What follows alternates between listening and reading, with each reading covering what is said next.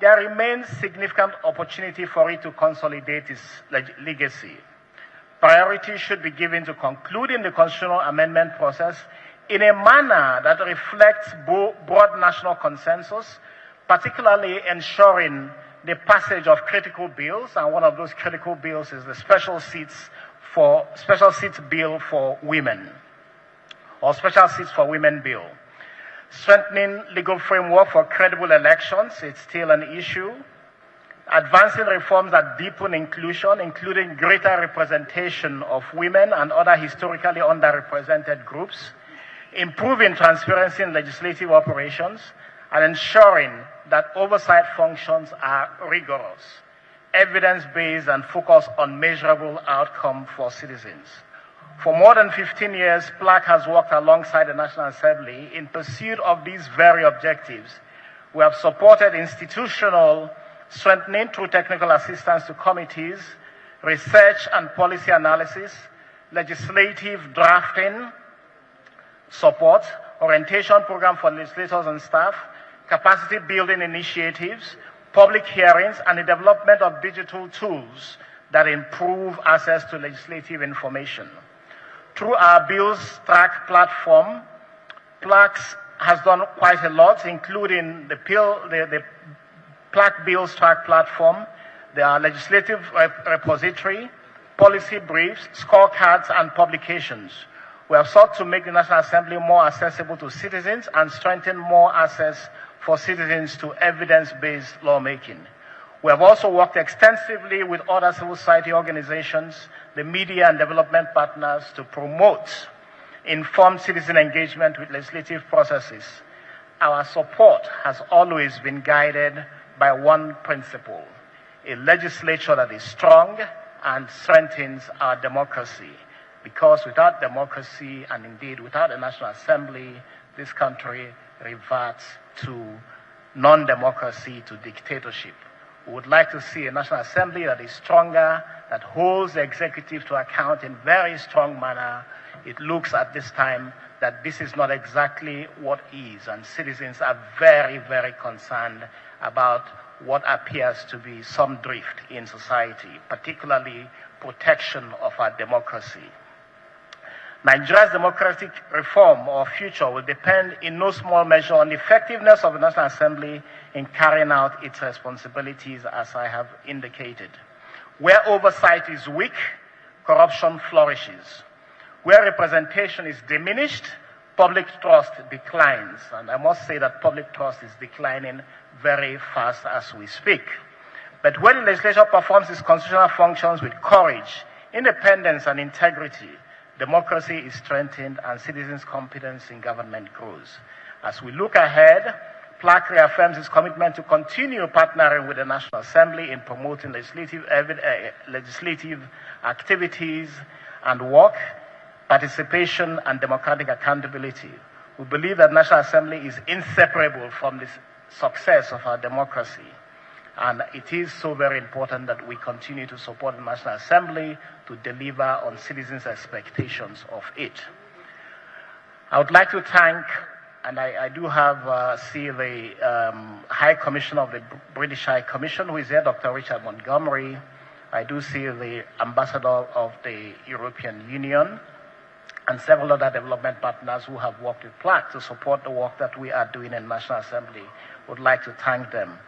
Finally, I do congratulate the leadership of the National Assembly for convening this opening week and encourage all stakeholders to continue working together to build a legislature that is transparent, inclusive, accountable, and firmly anchored in the service of the Nigerian people.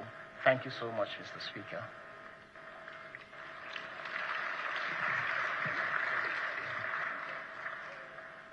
Would like to appreciate you, Mr. Clement Nwankwo, but would like to also plead with other speakers.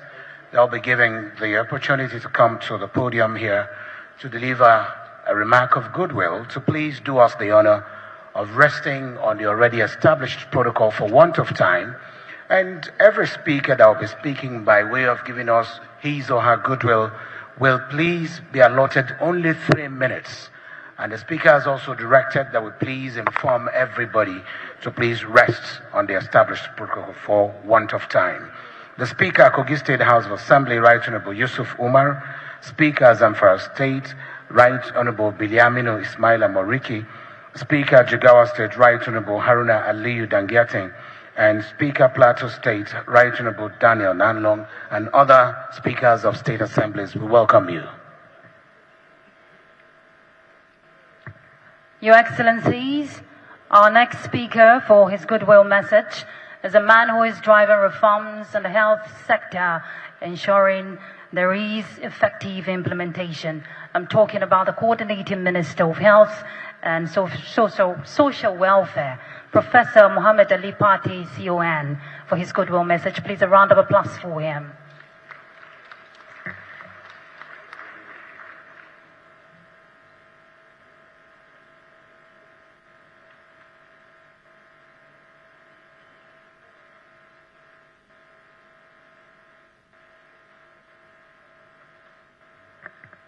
The Right Honorable Speaker of the House of Representatives, Tajuddin Abbas, PhD, GCON, may I seek your permission to stand on the existing protocol for want of time.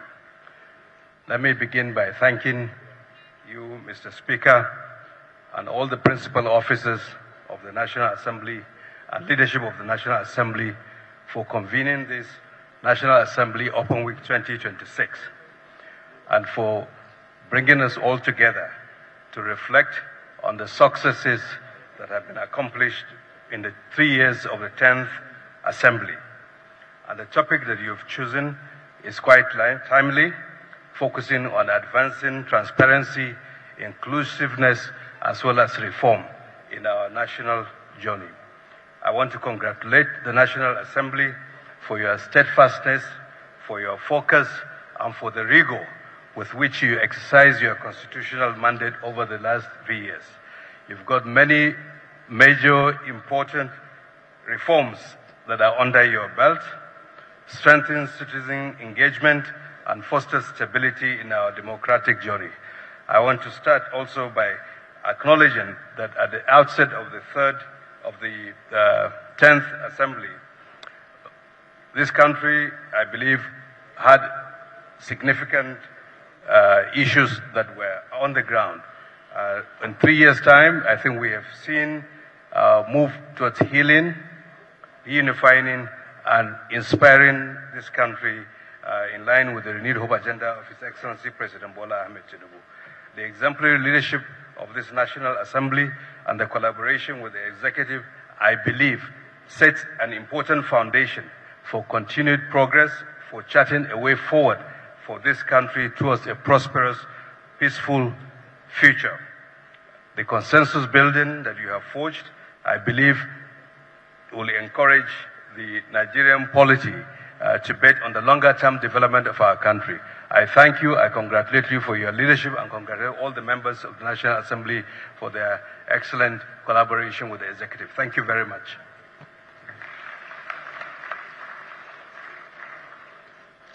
Many thanks for your goodwill. I'd like to, at this point in time, introduce our next goodwill message that will be delivered. Our next personality is a statesman whose public service has traversed all three arms of political leadership: law, legislation, and executive governance.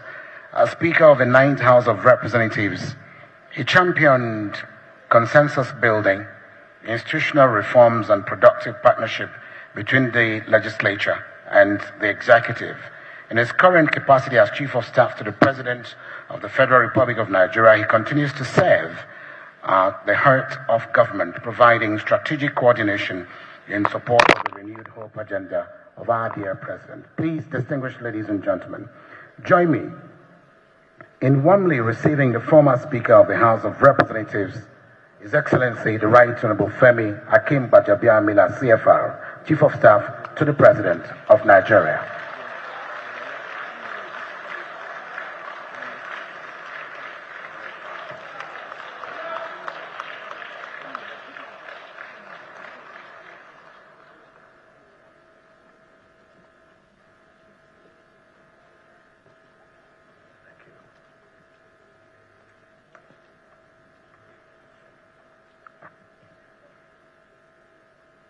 Thank you, Will, for that applause. I think I understand why.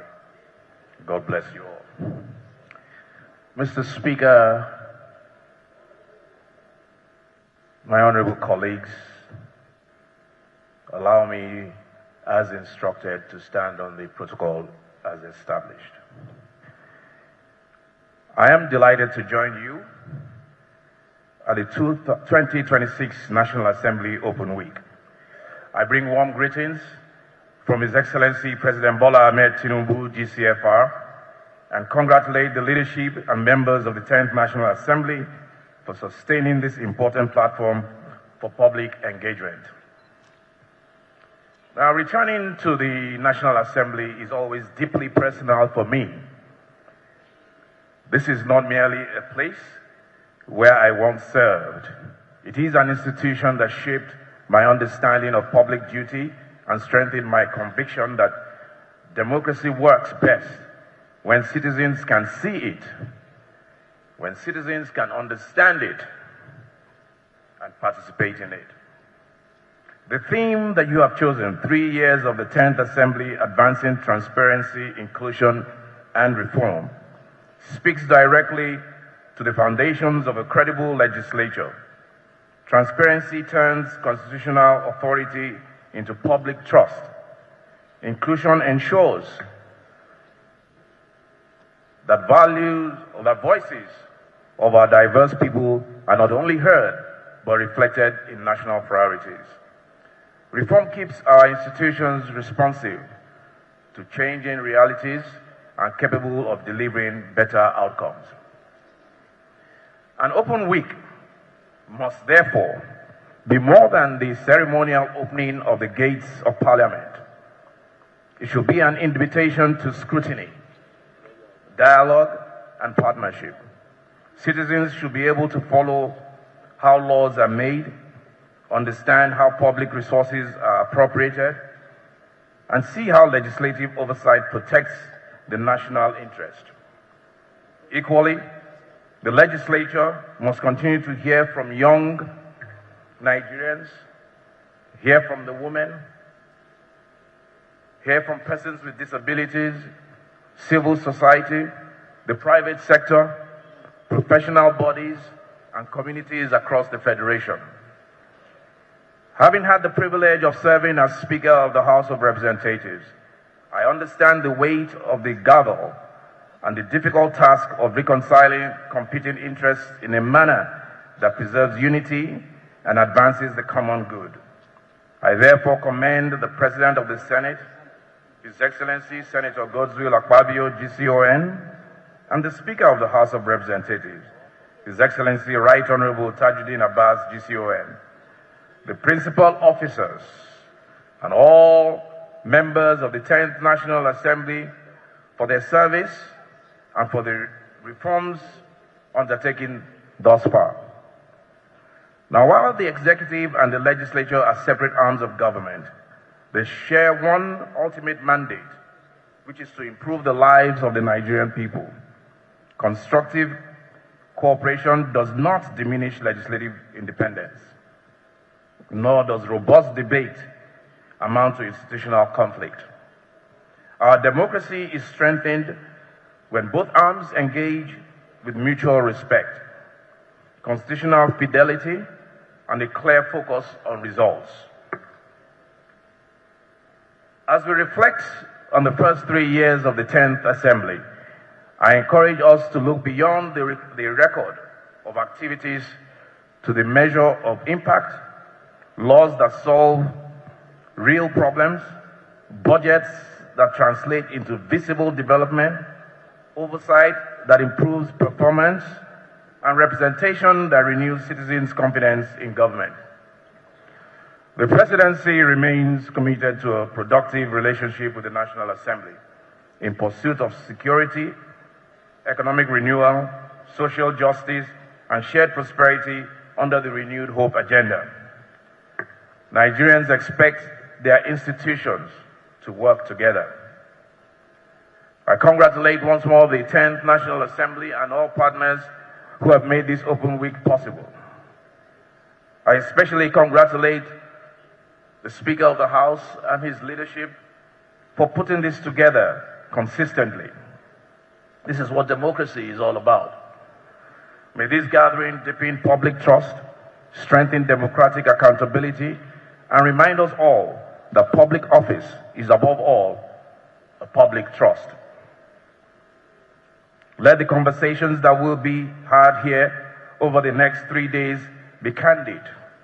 May the questions be rigorous and the responses clear. Most importantly, let us work together across government to ensure the lessons and recommendations from this open week find expression in future legislative priorities and in stronger mechanisms for sustained citizen engagement. I wish you all fruitful deliberations and a successful 2026 National Assembly Open Week. Thank you. May God bless you, and may God bless the Federal Republic of Nigeria.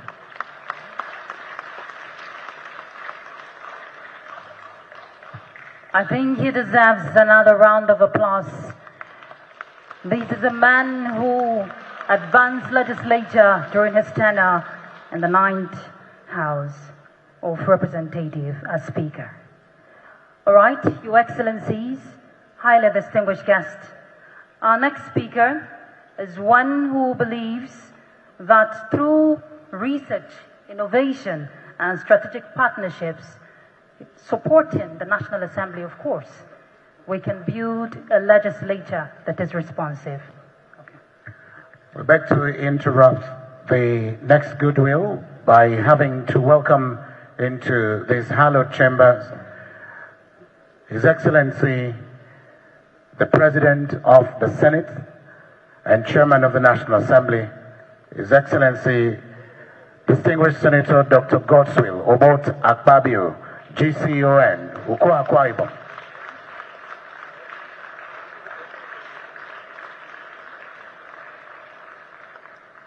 We welcome you, Your Excellency. Please be seated. Your Excellency, just before your arrival, the National Assembly Open Week 2026 had actually commenced with the theme 3 years of the 10th Assembly Advancing Transparency, Inclusion and Reforms. We have actually started. The welcome remarks was delivered by the Leader of the House of Representatives, Honorable Professor Julius Ihonwere. And after that, we have taken a few goodwill messages, including that one from the Chief of Staff to the President of Nigeria, who just delivered his goodwill before you stepped into the hallowed chambers. We're at the verge of inviting another distinguished Nigerian for his goodwill. Your Excellencies, permit me to welcome the Executive Secretary, the Pioneer Executive Secretary of the National Assembly Library Trust Fund, Right Honorable Henry Waoba. Please, a round of applause for him.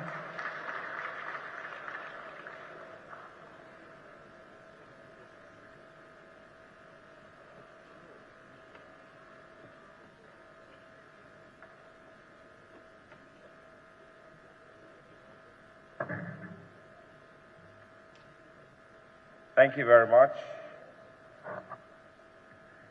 The President, the uncommon President of the Senate and Chairman of the National Assembly, distinguished Senator Godswill Akpabio, our dear Speaker of the 10th House of Representatives, Tajuddin Abbas, PhD, Ian. For lack of time, I would like to also follow the instruction and rest on the existing and well-established protocols. I'd like to start by expressing how I feel every time I return to these hallowed chambers. Having served for 2 terms, from 2015 to 2023, I must say that it is with a deep sense of nostalgia every time I stand here and I see the men and women that we served Nigeria together under the joint task mantra in the 8th and the 9th Assembly. Mr. Speaker, I also want to join those that have spoken before me to congratulate this House for consistently and repeatedly opening up the doors of the House of Representatives to Nigerians to interrogate all those commitments that were made at the outset of the 10th House of Representatives via the legislative agenda that was released to Nigerians and all the legislative interventions that have happened between the past 3 years to date. I must say that this is quite commendable. It is a step in the right direction, and I do sincerely encourage the House to keep up the good work. The year's theme of this open week for this year, 3-year scorecard of the 10th Assembly, does indeed reflect the commitment of the leadership and members of the National Assembly, particularly the House of Representatives, to transparency, to accountability, to citizens' engagement and democratic governance. And more importantly, the open week provides an opportunity for Nigerians to evaluate the progress made in the 10th National Assembly, appreciate its legislative milestones, and strengthen the relationship between Parliament and the people it serves. You will recall that 2 years ago, we set out at the National Assembly Library when we were commissioned by Mr. President himself to bridge the gap between legislative process and the public to establish a world-class knowledge repository. Today, the National Assembly Library has grown into a leading center for legislative memory and public engagement. In this time, we have over 1 million website visitors every week to our website. We have more than 20,000 media subscribers with a combined social media reach exceeding more than 1.5 million Nigerians and a global audience. We have 8,534 legislative materials that we have digitized to date, preserving invaluable parliamentary resources. We have more than 7,000 library resources. They are all now accessible to researchers, to legislators, and students, and of course, the general public. We have more than 3,100 visitors that we have hosted. They have utilized our facilities, and we have nearly 1,000 active users utilizing our Bill Tracker platform to date. Over 535,928 physical library visitors from across Nigeria and beyond have visited our library.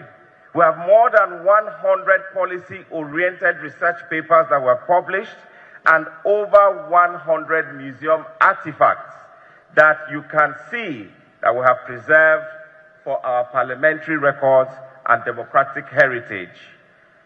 To crown it all, the official publication of the National Assembly, which is the Legislative Digest, has been revived with over 3,500 copies that have been distributed.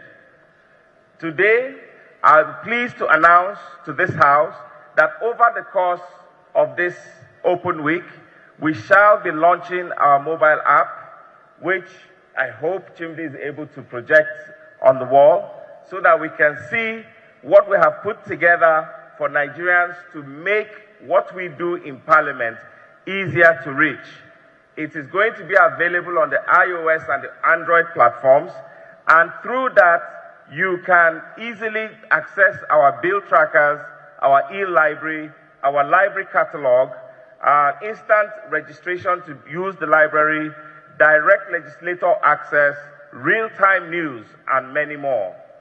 Over the past 2 years, the National Assembly Library has cultivated strategic partnerships and organized impactful capacity building programs, policy and legislative dialogues with both the Senate and the House of Representatives and several other engagements.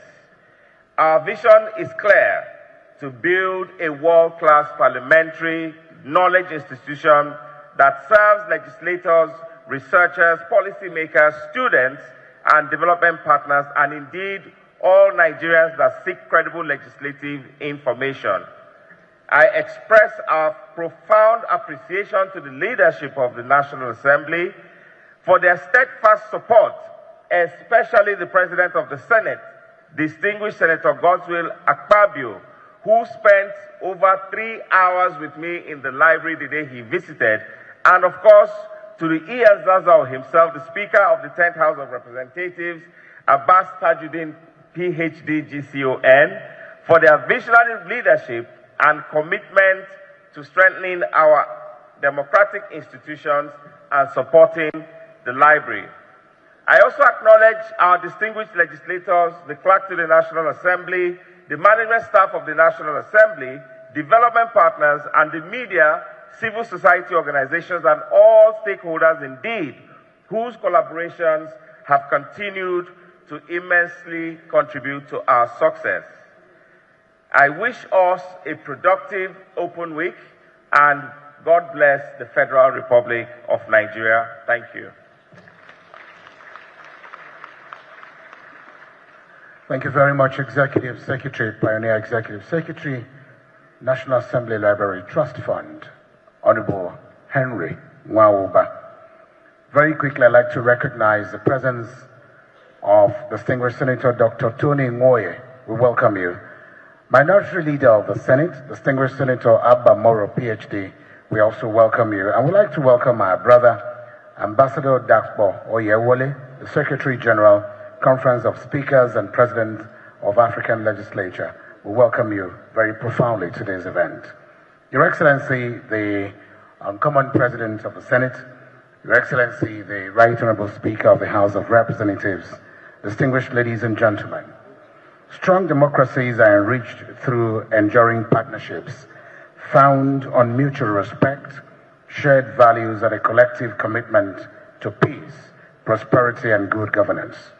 Our next distinguished guest represents one of Nigeria's longest-standing development partners, a nation whose collaboration with Nigeria spans democratic governance, education, security, trade, and institutional development.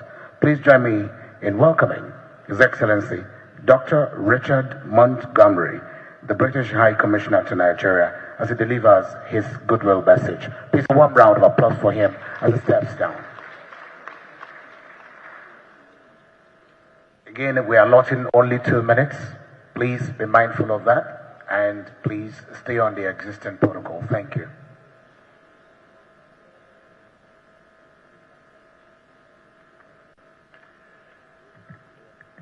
Mr. Senate President, Mr. Speaker, as the maitre d' has said, please allow me to stand on established protocol. But let me start by saying it's such a pleasure to be with you here today. And it's a great honor to be invited, and I'd like to thank the leadership of the House for the invitation. And as noted by previous speakers, this open week, it's a real opportunity for elected representatives, for citizens, for civil society, for institutions to come together in a place where Nigeria's most consequential national issues are debated and made. And by opening your doors to citizens and partners, the National Assembly sends an important message that democracy is strongest when people are able to engage with those who represent them, when institutions are transparent, and when citizens can see and indeed shape the decisions that affect their lives. And of course, the National Assembly is absolutely central to Nigeria's democratic journey. And your strength, your credibility, and responsiveness matter deeply, not only for the functioning of the government, but for public trust in democracy itself. Now, I know, having had the honor to represent the United Kingdom here for the last 3 days, that democracy has traveled a hard path in Nigeria. And I'm fully aware of how democratic practice has been shaped by struggle, by sacrifice, by resilience, by public action and debate, and the determination of citizens of this country to shape their own future. And clearly, democracy is not one single event. It is a process, one that must be nurtured, it must be protected, and it must be renewed. And the process, of course, includes building strong democratic institutions, but it also includes upholding democratic principles and behaviors. And it includes protecting civic space and ensuring the regular participation and voice of citizens at the heart of national life. And this is why the work of the National Assembly matters so much. Every debate, every public hearing, every act of oversight, every effort to ensure lawmaking is made more inclusive and transparent contributes to the democratic compact between your citizens and the state. As Nigeria looks forward to the general elections in 2027, this compact becomes ever more important. Elections are the cornerstone of democratic life. They are the milestones in your democratic journey, indeed in any country's democratic journey. And they are the means through which citizens express their will, renew or not mandates, hold leaders accountable, and shape the future direction of their country. And of course, the credibility of the next elections will therefore be vital. Vital for public confidence in democratic institutions. Vital for Nigeria's continued stability and progress. And vital indeed for investor confidence. And indeed for Nigeria's leadership in Africa, in the region and beyond in the world. So free, fair, peaceful and credible elections do not happen by chance. They require collective effort of many institutions, the electoral management body, the political parties, security agencies, the judiciary, civil society, media, and of course members of the National Assembly and state governments. But the National Assembly, of course, has a particularly important role, as you have underpinned by the passing of the Electoral Act of 2026. And through your legislation and oversight, the National Assembly and its members can strengthen the trust, improve transparency, support inclusion, and help ensure electoral outcomes are accepted by citizens as credible. Now, the United Kingdom is honoured and we're proud to stand alongside you in your journey. Our partnership is rooted, as the Master of Ceremonies said, in shared interest, in shared belief in democratic principles, and a shared belief that these principles are essential for Nigeria's progress, for your stability, for your prosperity and development. And in the run-up to the 2027 general elections, we will be alongside you. Our democracy programs will work in support, alongside other diplomatic partners who are represented here today. We will support INEC to help deliver efficient and credible polls. We'll support the National Assembly's legislative and oversight efforts. We'll support the judiciary and the work of the media and indeed civil society partners, such as the Nigeria Civil Society Situation Room. So as your partner, we do not pretend that democracy is easy. Our own democracy has its imperfections. Democracy is something that needs to be renewed, nurtured, and it evolves over time. It requires patience, it requires reform, compromise, constructive debate, and the willingness of institutions to keep improving. So as I wrap up my goodwill message, allow me to commend the Speaker and the leadership and members of the House and indeed the whole National Assembly. And I'd also like to commend in particular the work of the Policy and Legal Advocacy Centre, or PLAC. Clement just spoke earlier. It's a key body that we have been very proud to support in recent years. So thank you, sir, again for bringing everyone together. We wish you well for this open week and continued success in your important work on behalf of the Nigerian people. Thank you.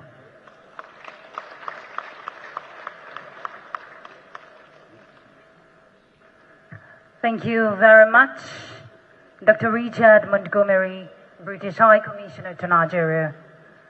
Your Excellencies, at this point, permit me to invite for his goodwill message the 32nd President of the Nigerian Bar Association, a refined gentleman, a distinguished leader, one who continues to advance the legal profession. Allow me to welcome Mazi Afam Josiah Osigwe, SAN.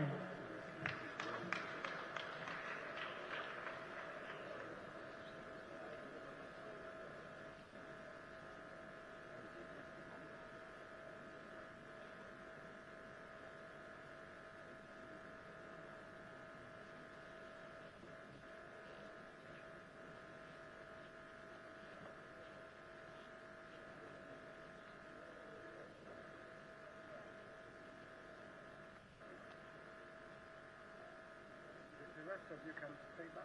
It's okay.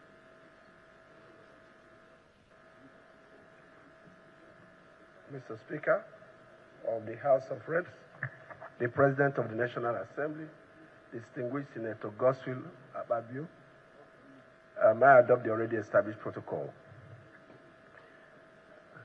We're always delighted to be part of any process where a body like this opens itself up to accountability.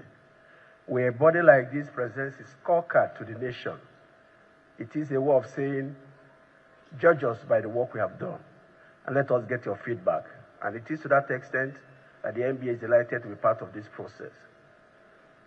We always remind ourselves that members of the legislature, and indeed some members of the executive, are representatives of the people.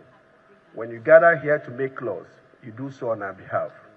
And in doing this, it is expected that you'll always remember that the Constitution enjoins you to remember that the security and welfare of people shall be the primary aim of government. Thus, laws made by the legislature must always ensure that the protection of the security of the people counts a lot. And it is to that extent that the presentation of this scorecard will enable the general public to be able to assess the work we have done. While some persons may think that the best lawmaking houses are the ones that are embroiled in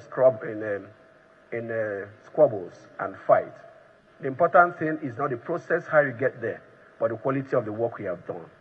And we believe that collectively and with determination, and bearing in mind the expectations of the Nigerian people who expect you to make laws that improve their lot, ensure that the commonwealth of the people is managed effectively for the betterment of the society. We'll continue to look up to the House, and when the scorecard is finally presented, we shall also study it with an aim to making suggestions where there is need and praising where the expectations of the people have been met. We congratulate you for running a House that continues to strive for a better Nigeria and to ensure that the citizens really look up to the politicians for a better society. Thank you so very much for allowing me these few minutes. God bless all of you.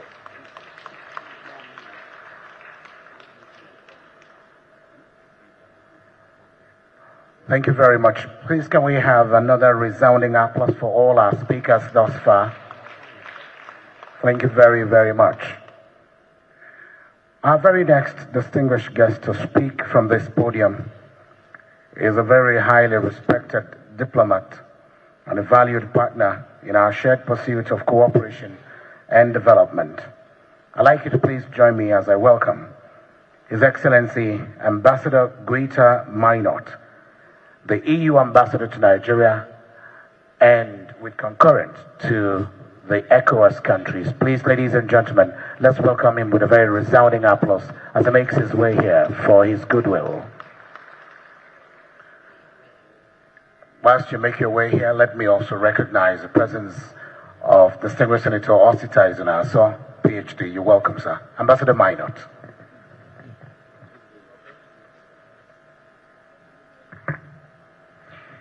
Your Excellency, the President of the Senate, Your Excellency, the Speaker of the House of Representatives, honorable members, distinguished guests. First, let me commend the National Assembly and its leadership for this exercise of direct democracy, during which the House of the People opens its doors to citizens and listens to their voices. And we are glad and proud as European Union to support you in this event, as we do in many areas of your work, because of partnership is second to none, in particular when it comes to democracy. And in approximately 6 months, it will be again the turn to citizens to express themselves, but this time through the ballot paper. Around the world, many eyes will turn towards Nigeria. Millions of young Nigerians will vote for the first time, perhaps wondering if their vote will count. And all of them, all of us, count on Nigeria to give an example of democracy in these 2027 elections on a level playing field with inclusive and peaceful elections. Over the last year, the EU has continued supporting the National Assembly and other stakeholders, in particular INEC and civil society, to improve rules and management of elections, based in particular on the recommendations made by our European Observation Mission after the 2023 election. A lot has been done, and there is certainly still room for improvement. This work will continue, including after the elections. And in 2027, the EU is again ready to support Nigerian elections with expertise through an electoral mission responding to INEC's kind invitation. Tomorrow afternoon, this Open Week, will have the opportunity to discuss what is still a pending duty, how to improve women's representation and representation of people, persons with disabilities in the National Assembly and in state houses. Because equality on paper, equality in theory, is not real equality. Nigerians must find their own way to stop lagging behind in international rankings of women's representation. Nigerians' vocation is to lead, to show the example, not to lag behind. Millions of Nigerian women, but also men, are waiting for this, and I'm sure that rather sooner than later, the National Assembly and state houses will deliver. The National Assembly's work extends, of course, to many other legislative areas, but also to the discussion, adoption, and oversight of the federal budget. And allow me to draw your kind attention to a key topic. This morning, I was at a very important workshop on the so-called humanitarian transition, in which Nigerian actors and international donors are discussing how the federal and state governments will progressively take over the responsibilities to fund the urgent humanitarian needs of the most vulnerable, which until today still rely very much on international donors. The National Assembly's role will be crucial along state houses to make available regular, predictable and sufficient appropriations in order to meet the humanitarian needs of the social protection systems on the other hand. And here again, you can count on the EU to assist you in this cause, certainly one of the most important challenges facing Nigeria today.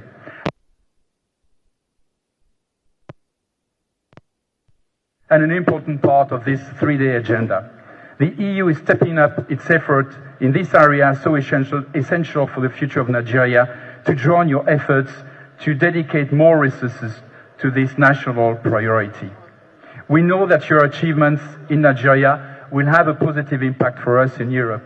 We know that our stability depends also on yours, and we know that our democracies will grow together. I wish you a fruitful and productive Open Week, advancing transparency, inclusion, and reform. Thank you very much.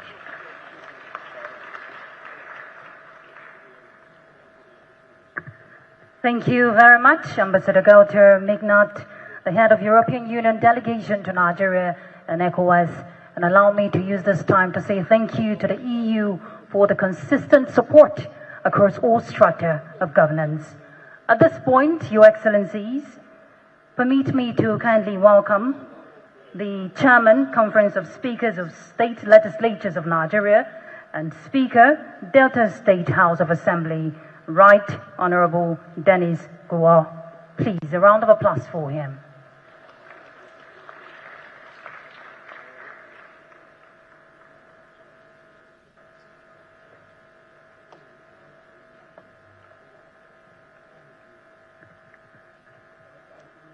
Your Excellency, Senator Godswill Hobart Akpabio, the Uncommon Senate President of the 10th Senate of Nigeria, Your Excellency, Mr. Speaker, the Right Honorable Abbas Tajuddin, Your Excellencies, let me stand on the already established protocol. On behalf of the Conference of Speakers of State Legislatures of Nigeria, I extend our sincere appreciation to the leadership of the National Assembly for inviting the conference to participate in the 2026 National Assembly Open Week. This commendable initiative has become an important platform for promoting openness, transparency, accountability, and meaningful citizen engagement in the legislative process. It reflects our shared commitment to strengthening democratic governance by bringing Parliament closer to the people itself. As partners in Nigeria's legislative and constitutional architecture, the National Assembly and the State Houses of Assemblies share a common responsibility to enact responsive laws, strengthen democratic institutions, and advance good governance. The National Assembly Open Week is a timely reminder that strong democratic institutions are built on openness, accountability, and meaningful engagement between elected representatives and citizens they serve. By fostering dialogue and encouraging greater public participation in the legislative process, these initiatives strengthens our democracy and deepens public confidence in our legislative institutions. Distinguished ladies and gentlemen, insecurity remains the greatest challenge confronting our nation today.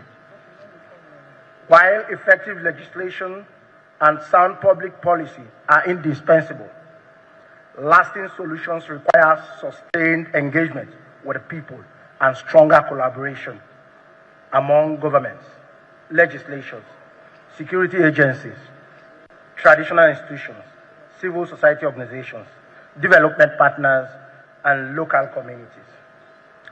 Security is a shared responsibility, and through collective action, we can build a safer and more peaceful nation. The ongoing constitutional amendment process presents a historic opportunity to strengthen our federation and improve governance. In this regard, the Conference of Speakers commend His Excellency, President Bola Ahmed Tinubu, GCFR, for his steadfast commitment to addressing Nigeria's security challenges through institutional reforms. We equally commend the leadership and members of the National Assembly for their vision, patriotism, and unwavering commitment to the ongoing constitutional deliberation on state policing and devolution of powers. These efforts reflect a genuine determination to strengthen our federal system and build a more secure, responsive, and effective governance structure for our country. If adopted and faithfully implemented, these constitutional reforms have the potential to strengthen Nigeria's security architecture, improve intergovernmental coordination, bring governance closer to the people, and reinforce the principles of true federalism envisioned by our Constitution. The Conference of Speakers stands ready to continue working closely with the National Assembly, the Presidency, and all relevant stakeholders, including the NGF, to ensure that these reforms ultimately serve the best interests of the Nigerian people.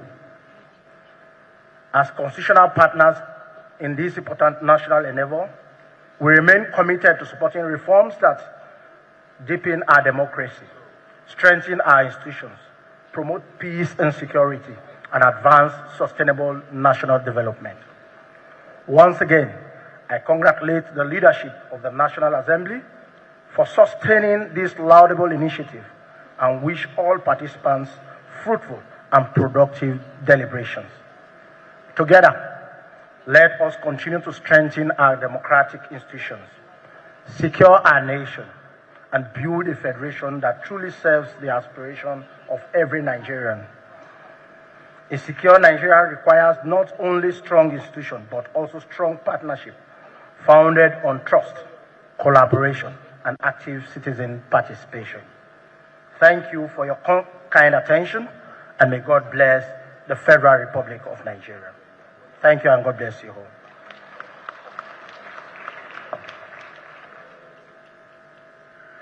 Thank you very much. The Speaker, Delta State House of Assembly, who also stands as the Chairman, Conference of Speakers of State Legislatures, would like to thank you and members of your colleagues from the state assemblies that are here. Your Excellencies, very distinguished ladies and gentlemen, for brevity of time, would like to go straight and plead with those that will be inviting at this point to please do us the honor of restricting themselves to just 2 minutes. We're far behind schedule. We have yet another activity that is waiting for us. We're yet to take the overview, and we are also going to be migrating from here as soon as we're done from the chambers to the National Assembly Library for the continuation of today's Open Week programs. In the light of that, please, I'd like to invite our partners, the representative of IDEA and the representative of Yoga Africa, to please step down to where I'm standing very quickly, as I also invite, without much ado, just making his way in here, a comrade, a human rights activist, and a defender of the common people. Please join me in welcoming Senator Shehu Sani, comrade, to please come to the microphone immediately for your goodwill message. Senator Shehu Sani, sir. Yes, sir. We're doing this with so much business-like approach. Kindly bear with us. He's just coming and we're inviting him to speak immediately. You have 2 minutes, sir. Thank you, sir. Thank you. Your Excellency, the President of the Senate, the Uncommon Senator Goodwill Akpabio, Your Excellency, the Speaker, my brother, Tajuddin Abbas, Your Excellencies, Deputy Senate President, Deputy Speaker, other principal officers of the House, Your Excellency, invited dignitaries, ladies and gentlemen. It is an honor and a pleasure once again to be invited to speak to this august gathering. An innovation that has provided Nigerians the platform to meet with their elected representative, to converse with them, to interact with them, and to have a first-hand experience of what is happening in the Nigerian Parliament. This is democracy at work, where the people are given the opportunity to see how their laws are made and how an important organ of the state is performing its function of performing the oversight on the issues of governance. Mr. President and Speaker, this idea is novel in the sense that since it started, it afforded Nigerians the opportunity to ask questions and to get answers. For those of us who are opportune to be in the Parliament, this is an important event in our lives. We will not be remembered by the laws we passed. We will not be remembered by the oversight functions we are able to perform. We will not be remembered by the fact that we won and we are here. We'll be most remembered by the positions we take on matters of controversy and issues that are sensitive to our nation. There are thousands that have been here and have left, and there will be more. In decades to come, we will not be here. Our children, our brothers, our siblings will be here. But they will remember us by the mark we make here. And I believe that each and every one of us is conscious of this fact. Nigeria is a great country, and we should be proud of it. Whenever people try to criminalize our country, you must raise your shoulder high and speak in the defense of the dignity and integrity of your country. And it is very factual that there is no nation on earth that has played a role in the freedom, the dignity, and the peace of humanity like Nigeria. During the First World War, Nigeria provided 46,000 troops to fight Hitler, to fight Mussolini of Italy, and to defeat Japanese imperialism in Southeast Asia. Fast forward after our independence, we were in the Congo, we were in Tanzania to restore peace and order in those nations. And in the struggle against apartheid colonialism, We have played a heroic role in providing support for freedom fighters in South Africa and providing material support for those who are in the front line, and Nigeria was tagged as a frontline state in that struggle. We have played a role in restoring peace and order in Sierra Leone and Liberia. Nigeria was a leading member in restoring peace in Somalia. We were in Darfur, and we have made our own mark in the struggle for independence of Angola under MPLA and Frelimo in Mozambique.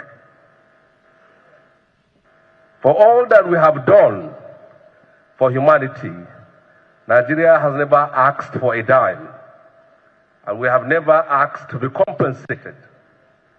Tell me one country in the world that have made such sacrifices. Shall we sit down and see people from other parts of the world who colonized us, who bombed and killed millions of our people, calling us 419ers, calling us fraudsters, calling us drug lords? I don't think there is any country in the world that have made such sacrifices.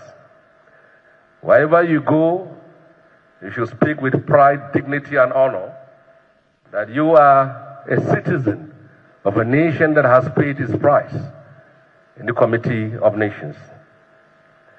Mr. President and Speaker, you have a historic role and historic duty, like those before you, to leave your mark in the line of history by standing up for what is right and what is just. Sometimes politics made it impossible for us to say what we need to say. Sometimes politics makes it difficult for us to stand where we should stand. But truth remains the truth. This democracy that we have seen is a product of struggle and sacrifice. People were in the street protesting against military rule. People went to jail. Many were killed. This nation that you call a united nation today was a product of the life, struggle, and sweat of people who fought the Nigerian Civil War on both sides. We should know that whoever finds himself here have a historic duty to make his mark. It's not easy to be in the parliament because there will be so much expectations from you.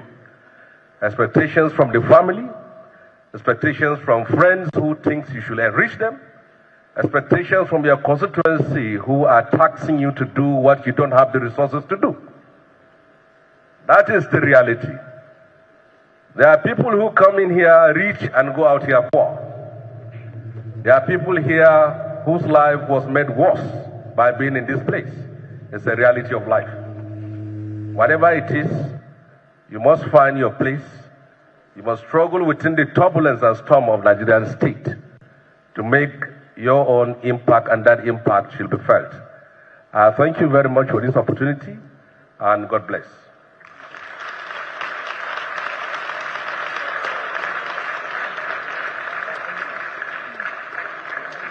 Thank you, and thank you very much indeed, Comrade Senator Shehu Sani. Our next goodwill is not just going to be a goodwill, it will be a goodwill plus royal blessings. Distinguished ladies and gentlemen, our royal father of the day, His Highness Ambassador Nuhu Bamali, CFR, the 19th Fulani Emir of Zazo Emirate with headquarters in Zaria, Kaduna State.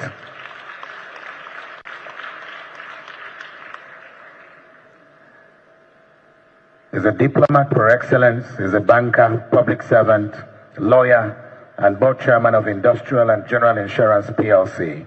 Ladies and gentlemen, please welcome with me His Highness Ambassador Nuhu Bamali, CFR. Your Highness, sir.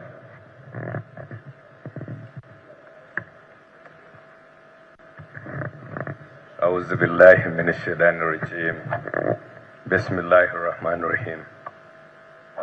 The President of the Senate, His Excellency, God's will have you. His Excellency, the Speaker, House of Representatives, Right Honorable Abbas Tajuddin Yenzozo, other principal officers of the National Assembly, ladies and gentlemen. Let me specially recognize members of our community, the diplomatic corps, and also the traditional institution. Mr. President, I'm deeply honored to be here today at this important National Assembly Open Day. I warmly commend the leadership and members of the National Assembly for creating this platform of engagement, reflection, and public interaction. This initiative speaks to the core values that strengthen democracy: inclusiveness, transparency, accountability, good legislation, and good governance. These are not just ideals for discussion. They are pillars upon which trust between the people and their representatives is built. Legislature that is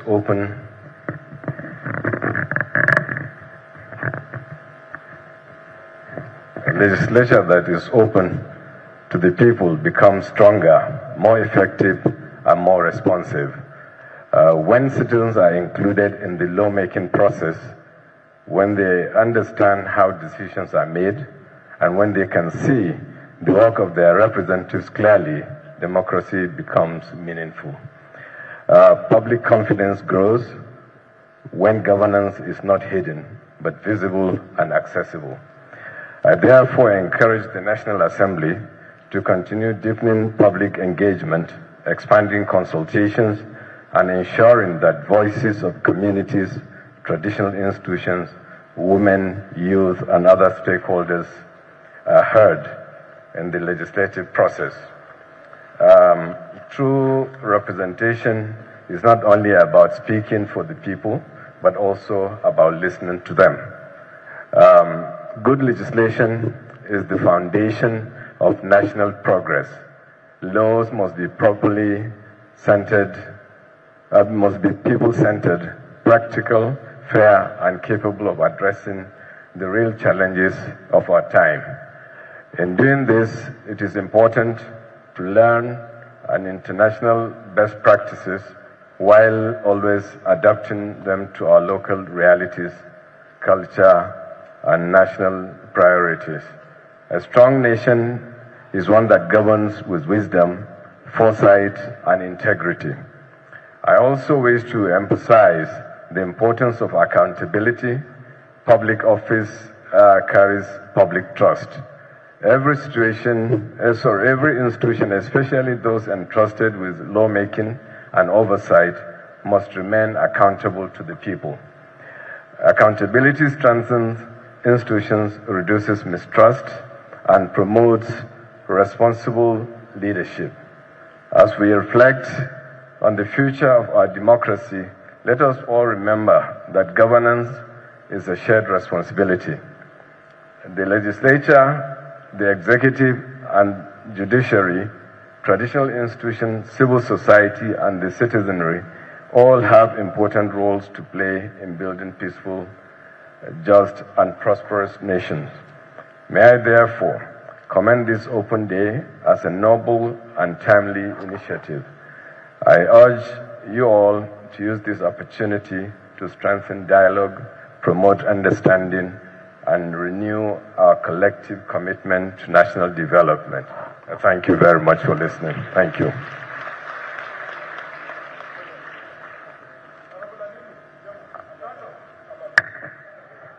Thank you very much, Your Royal Highness Ambassador Nuhu Ahmad Nuhu Bamali, CFR, the Emir of Zazao. Thank you very much.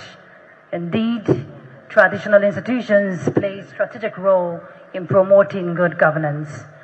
Your Excellencies, allow me to please recognize in our midst the board member of the Governing Council, Mariam Babangida, National Center for Women Development, Lois Auta, and also the founder Network of Women with Disabilities. Thank you for being here. I see you from behind. Of course, you know this 10th legislature continues to push for priorities concerning persons with disabilities. At this point, Your Excellencies, allow me to welcome another voice when it comes to ensuring that the religious body have a say in promoting good governance. His Eminence, John Cardinal Onaikon, the Archbishop Emeritus of the Catholic Archdiocese of Abuja. Please, resounding applause for him.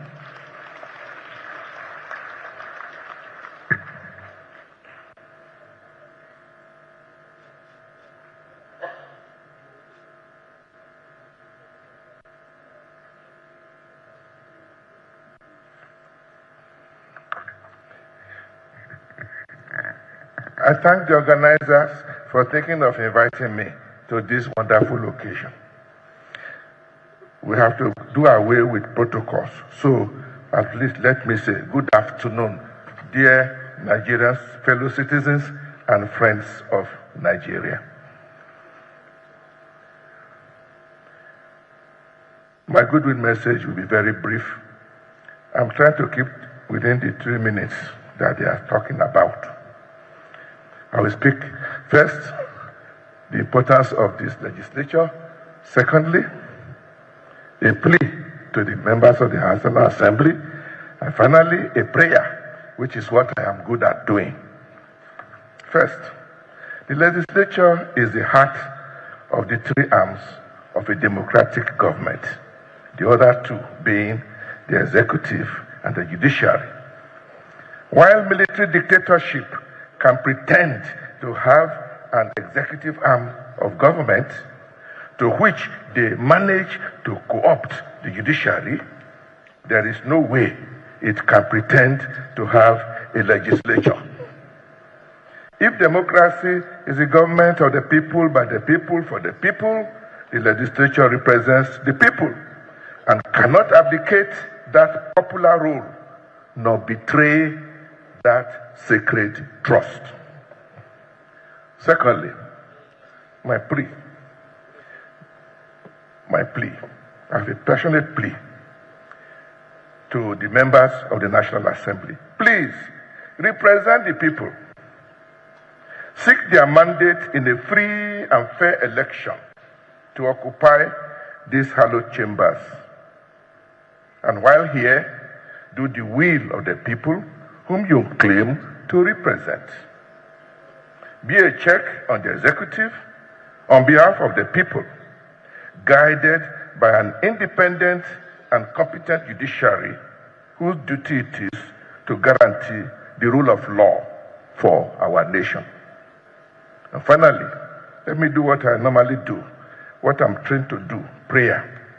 I pray to the Almighty and merciful God to save, secure, and defend, protect our nation so that we can be indeed a prosperous, united nation under God. Thank you very much.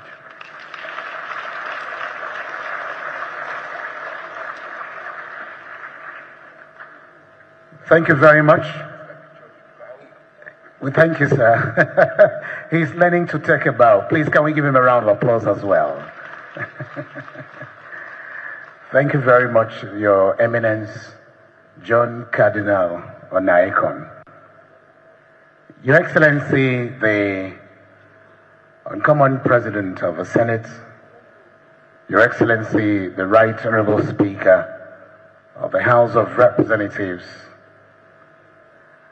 the representative of the Governor of Delta State, or rather Governor of Akwa Ibom State, distinguished ladies and gentlemen. The next goodwill message is going to be coming from the man who superintends over the National Assembly as a chief admin officer and accounting officer, a barrister at law, a legal luminary of very high repute, a man who is also leading with very iconic steps. Very distinguished ladies and gentlemen, please join me in welcoming the clerk to the National Assembly, Barrister Kamaru Ogunlana, for his goodwill message. CNA, sir.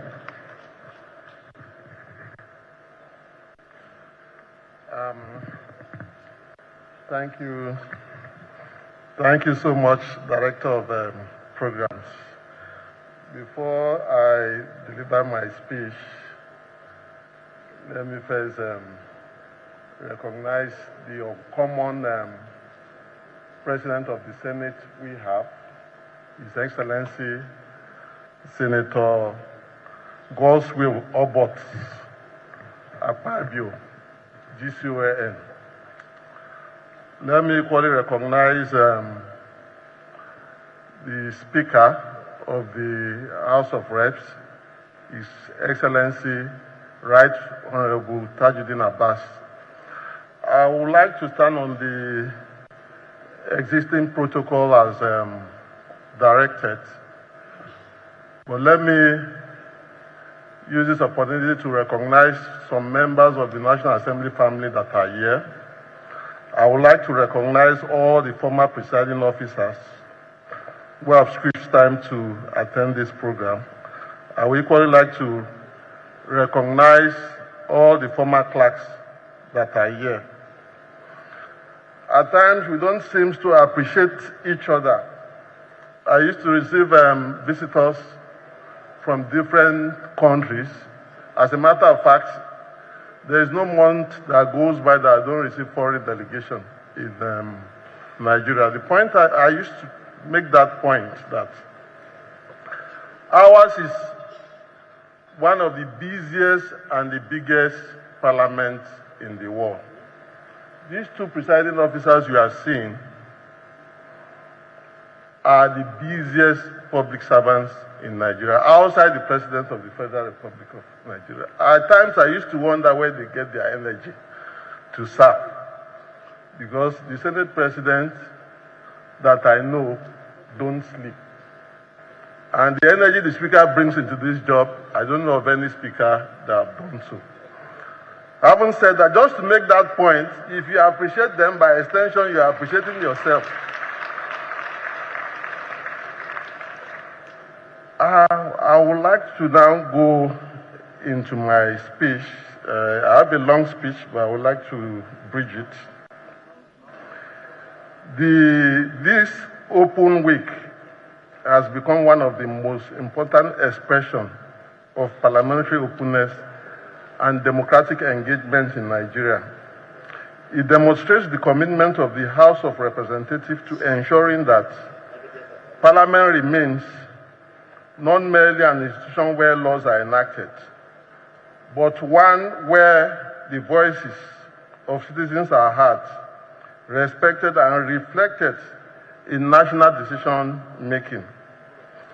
The House of Representatives occupies a unique place within Nigeria's constitutional and democratic architecture. By its composition, with members elected from every federal constituency across the Federation, it is the broadest representation of Nigerian people and the arm of the National Assembly with the deepest grassroots reach. Its proximity and accessibility to citizens make it the first point of legislative engagement for millions of Nigerians and the institution through which local aspirations are translated into national policy and legislation. The 10th House of Representatives has continued to reinforce this unique identity, guided by a vision of a vibrant, inclusive, and people-centered speaker. It has expanded the scope of its committee system to strengthen oversight and stakeholder engagement. Consider an unprecedented number of public petitions, thereby providing citizens with greater access to legislative redress. Deliberate on numerous motions addressing pressing national issues, and introduce a significant number of bills aimed at promoting economic growth, strengthening institutions, enhancing national security, advancing social welfare, and improving governance. These milestones reflect a House that is responsive, innovative, and firmly committed to serving the Nigerian people. Open Week provides an opportunity for the House to pause and reflect on its journey, celebrate its accomplishments, evaluate its challenges, and reaffirm its commitment to the ideas of representative democracy. More importantly, it creates a platform where legislative processes become more accessible and understandable to the citizen. It removes, although temporarily, the formal barrier of parliamentary procedure and opens the door of the People's House for direct interaction between members and those that they represent. It is through engagement such as this that democracy is strengthened.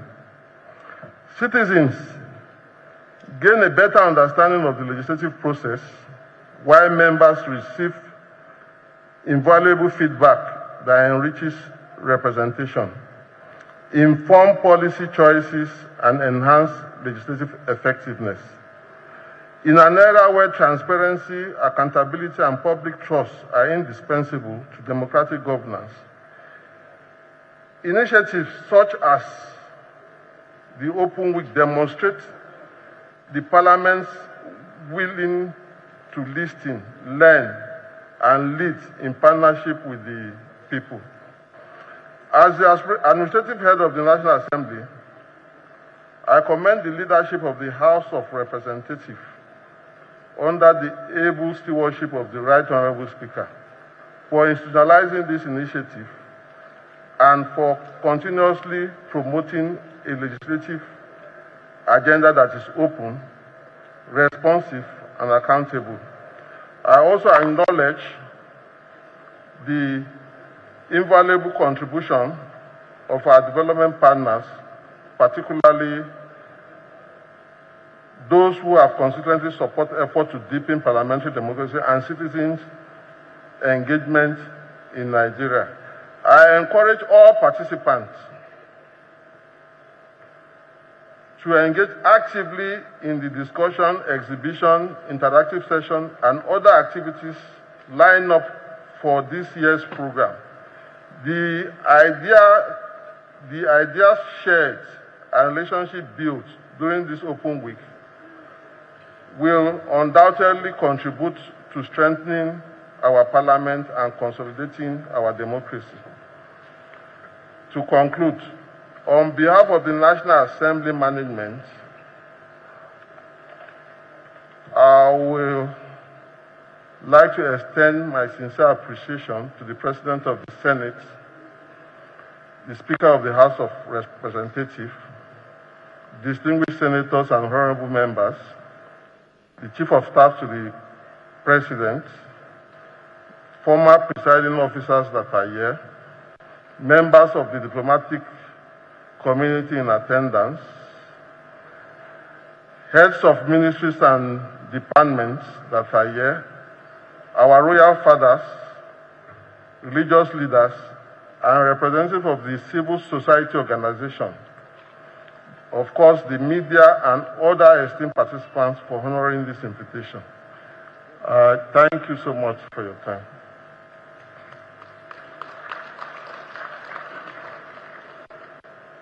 Thank you very much, Clerk, National Assembly.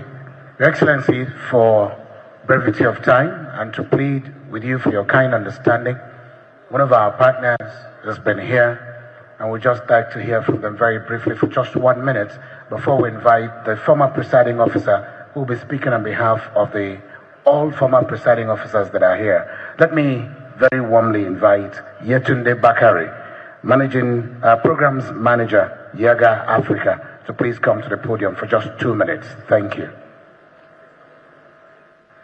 Good afternoon.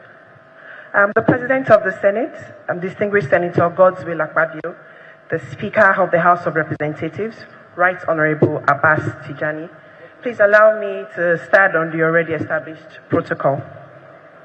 It is my pleasure on behalf of Yaga Africa to extend our warm congratulations to the leadership of the National Assembly for convening the 2026 National Assembly Open Week. This year's theme reflects the important role of the Parliament as an institution that not only makes laws, but also remains accountable to the citizens itself. By this convening, the National Assembly is reinforcing the principles of openness, transparency, and participatory democracy that are essential to democratic governance, and further entrenching itself as the People's House. As a partner, we are proud to support this very important initiative through the European Union Support to Democratic Governance in Nigeria program.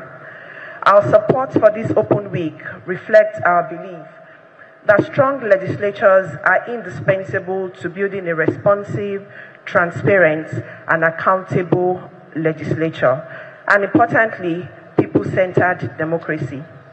We commend the 10th National Assembly for its consistency in creating a platform that allows citizens to better understand legislative processes, assess institutional performance, and engage meaningfully on issues that shape our nation's future.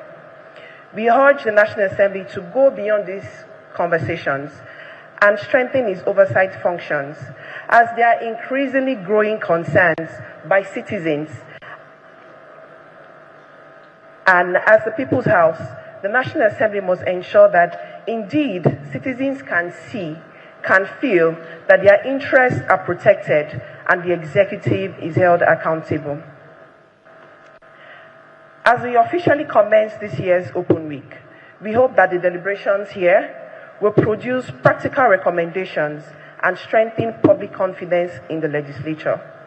For us at Yaga Africa, we remain committed to conversations that put the people first and opportunities for citizen participation in governance.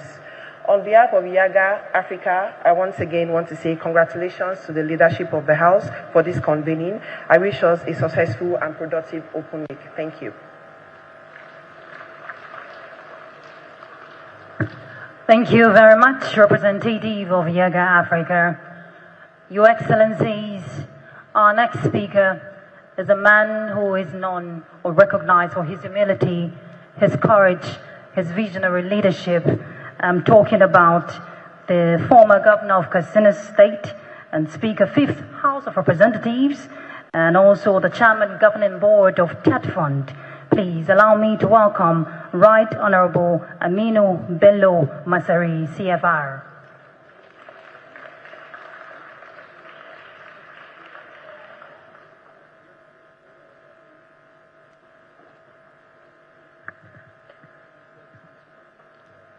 Your Excellency, the President of the Senate, the Right Honorable Speaker, House of Representatives, members of the National Assembly that are here, permit me to stand on existing protocol. For want of time, first, let us all thank our Creator for making it possible that today, not only are we celebrating the 3rd year of the 10th Assembly, that we are celebrating 27 years of democracy. We started in this chamber in 1999, and we thank God that the chamber is still active and alive. To the subject matter of today, let me appreciate and congratulate the House for sustaining this National Open Week that gives opportunity for various groups to interact, to voice their opinion, and to make suggestions on the way forward. Also, congratulate this Assembly for being partners in the current economic and social and political reforms that the President has undertaken and is still undertaking right from 2023. You will appreciate that the reform has turned around Nigeria beyond what an ordinary person can see. But people, leaders like you, who have the vision of what the next 50 to 100 years will be, will understand the need for the current reform. So you congratulate yourselves for being part of it. Reforms are painful, certainly, but the benefit at the end of the day is enormous. Mr. Speaker, we're in the green chambers. The members, and luckily enough, the Senate President is here. I cannot conclude by not speaking on one issue that is topical in Nigeria today, which I hope you will do more, especially in this open week, to find out more ways, think of more ways, how can we restore normalcy within our communities in the rural areas. Security is a very important issue. And you, representatives of the people, you are doing a lot, the federal government and state governments are doing, but we need to do more. And we need to sensitize the people that security is not only the responsibility of government or people in authority, it's our collective responsibility. Every one of us, right from the last man in the village to the highest man, has a role to play. It is important to understand that this issue of insecurity, especially in some parts of the country, has become an industry. So it requires massive sensitization of the populace to participate in addressing the issue of insecurity in this country. As we go into 2027 elections, for the next 6 months, we need to work harder than what we are doing today in order to make sure that a certain level of security is restored. There is no way you can have 100% security. It is impossible. Human nature, there is nothing 100%. But challenge is part of leadership. Without challenge, there will be no leadership. So let us together confront this issue and find a lasting solution to a manageable, tolerable, prosperous society in our country. Mr. Speaker, I know my colleagues will want you to thank you more, but I will stop here. We say we appreciate you very much, the leadership of the House, and the uncommon President of the Senate. We congratulate you. You are doing a good job. So please keep it up. So, but, you know, we cannot stop throwing stones. It's part of democracy. So congratulations to all of us. And I wish you more success as you enter the 4th year of the 10th Assembly. Thank you and God bless.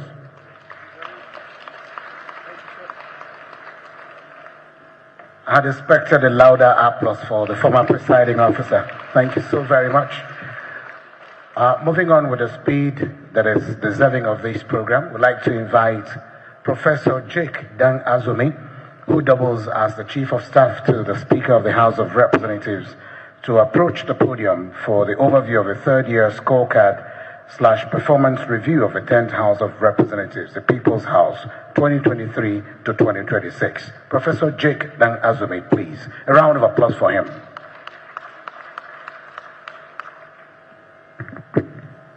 The Uncommon Senate President and the Speaker of the House of Representatives.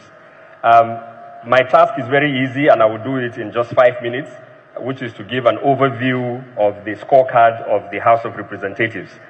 Mr. President of the Senate, you probably don't know this. In an earlier life, I made a very comfortable living assessing the National Assembly, and former presiding officers here are very much aware.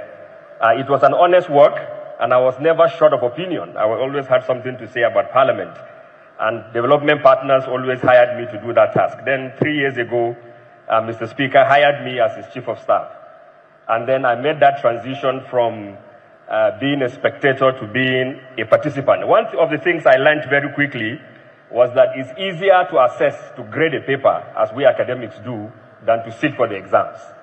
Therefore, if my own presentation and assessment of the 10th House appears to be a little warmer than you are used to hearing from me, it's not because I have changed my position, it's because I have better experience. And I think the first thing to talk about is that the assessment of the House, that is the scorecard, Mr. Speaker had asked that we should do an honest assessment. We should not hold back our punches. We should have a thorough methodology, a scientific methodology that can be tested, and a document that can be used internationally. And of course, that is what we did, because the assessment is done against the IPU standards. For those of you who are not aware of this, the Interparliamentary Union has a list of items by which they assess a parliament to determine whether that parliament is effective and whether or not it is satisfying and achieving its task. Of course, what you would see very shortly is that this methodology did not flatter the House of Representatives, but it also recognized that the House of Representatives has made significant progress. The first and most important statistics to look at is that the Parliament, of course, is a Parliament of lawmaking. And the 10th House of Representatives, when compared with all other Houses of Representatives from the fourth Assembly to now, has recorded the highest number of bills to have been introduced on the floor of any assembly since 1999. A total of 2,747 bills. That is an unprecedented number. In fact, it's almost double the number of total bills that were introduced in the 9th Assembly and in the 8th Assembly at the same time as now. And of course, out of that, 363 were successfully passed by the House. And of course, out of that, almost 72 of those bills have been assented to by President Bola Ahmed Tinubu. That represents the highest single tally for presidential assent by any president since 1960. Of course, following behind was President Muhammadu Buhari of blessed memories. But most importantly, it's not just the numbers that matter, because the House is very cognizant, and what we intend to show is that these were not simply activities on paper. And we have highlighted some of the key ones. The Students' Loan Act. There is a very good anecdote that tells the importance of this very legislation that was passed by the National Assembly. Just a few months ago, there was a lady who came with her bag, and she was at the entrance of the National Assembly. She had just been kicked out of school because she could not pay tuition fee, and she was a very first-class student, and we ran into her. And of course, through the committee, we were able to make references for her. Today, that lady is writing her final year exams, courtesy of the loan that she got through the Students' Loan Act. There are so many other legislations that I hear that have been passed, which I think deserve commendation. Mr. President of the Senate and Mr. Speaker, recently, when the signing of the Electoral Act took place, there was a meltdown on social media that the President signed the Electoral Act with the speed of light. And it was as if that was a crime.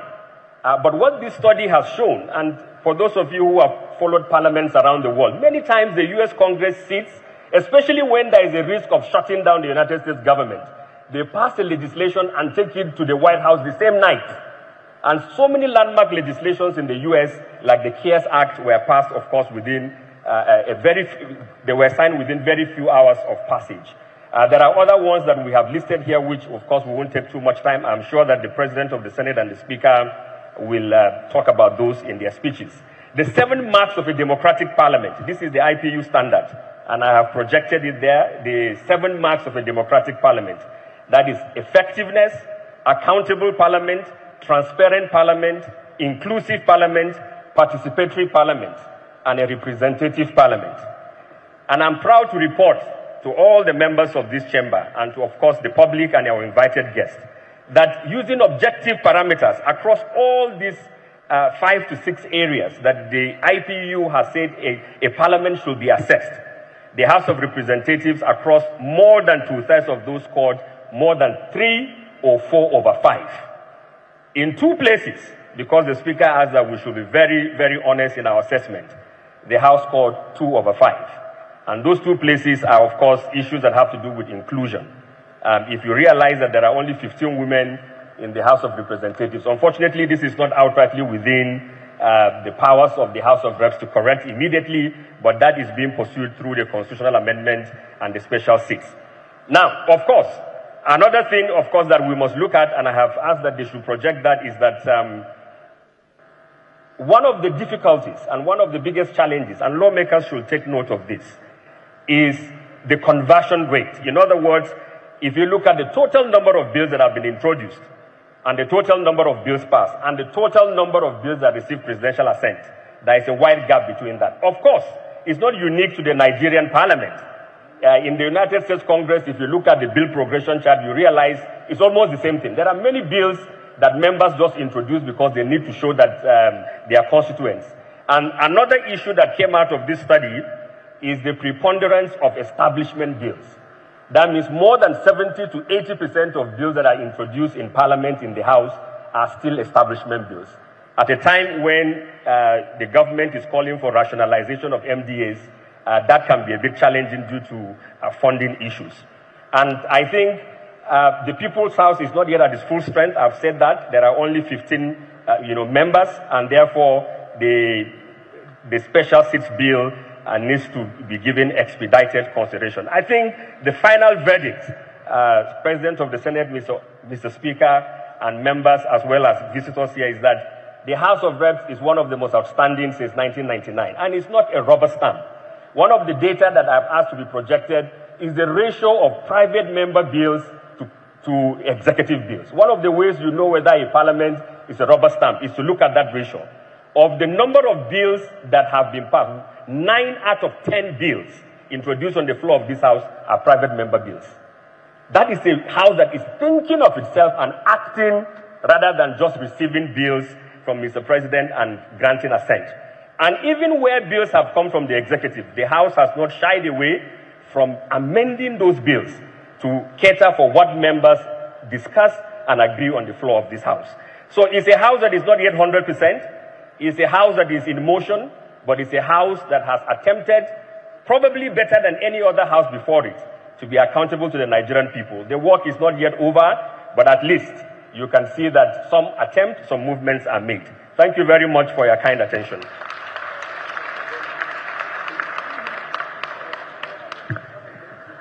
Thank you very much, Professor Jake Den Azumi, Chief of Staff to the Honorable Speaker. And yes, there we have it, the overview, the performance, scorecard of the 10th House of Representatives.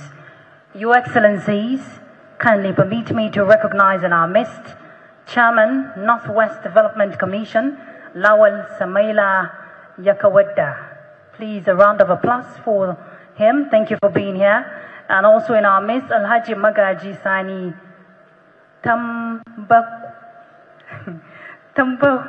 Tambawal. I hope I got that right. Former clerk to the National Assembly. You're highly welcome. And we want to warmly recognize Commissioners, National Assembly Service Commission, led by distinguished Senator Hongkui, former, represented by Chairman NASC. Thank you for being here. Your Excellencies, we're gradually coming to the end of this remarkable opening ceremony for Nass 2026. At this point, they said leadership without vision is aimless.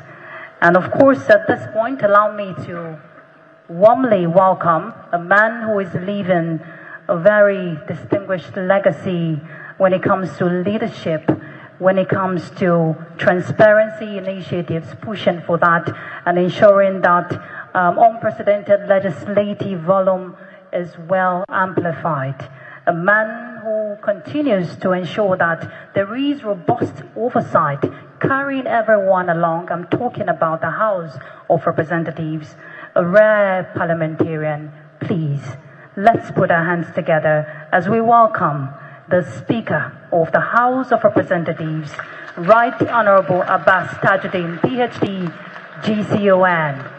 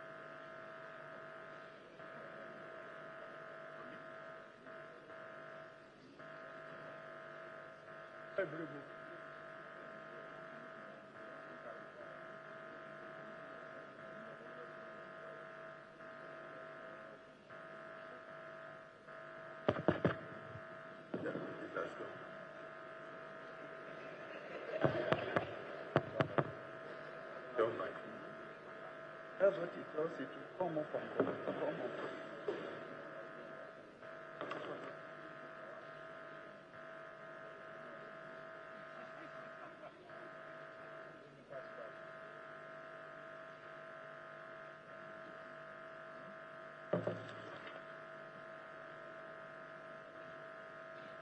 The President of the Senate, my dear brother, distinguished Senator Godswill Akpabio, GCON, who incidentally is also Chairman of the National Assembly, the Deputy Speaker, House of Reps, Principal Officers of the National Assembly present here,